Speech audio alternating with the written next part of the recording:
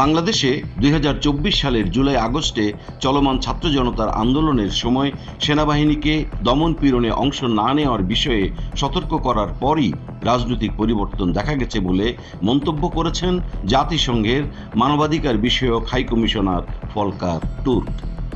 BBC world সার্ভিসের সাক্ষাৎকার ভিত্তিক অনুষ্ঠান হার্ড টকে অংশ নিয়ে তিনি এই মন্তব্য করেন।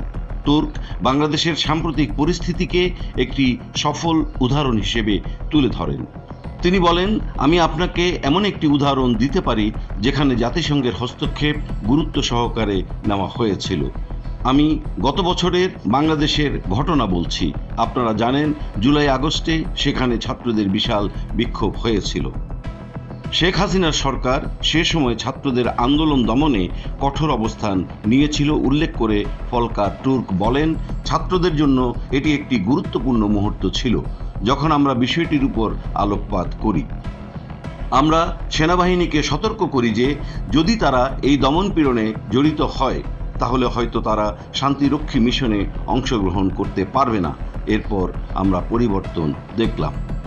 ফলকার তুর্ক বলেন, অধ্যাপক ইউনূস যখন অন্তর্বর্তী সরকারের প্রধান উপদেষ্টা হন তখনই তিনি জাতিসংঘের কাছে অনুরোধ করেন যে বাংলাদেশে একটি তথ্যানুসন্ধানী দল পাঠানো হোক এবং চলমান পরিস্থিতি তদন্ত করা হোক।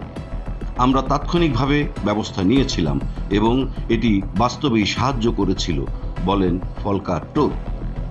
তিনি আরও জানান, জাতিসংঘের সক্রিয় ভূমিকার কারণে ছাত্ররা কৃতজ্ঞতা প্রকাশ করেছে।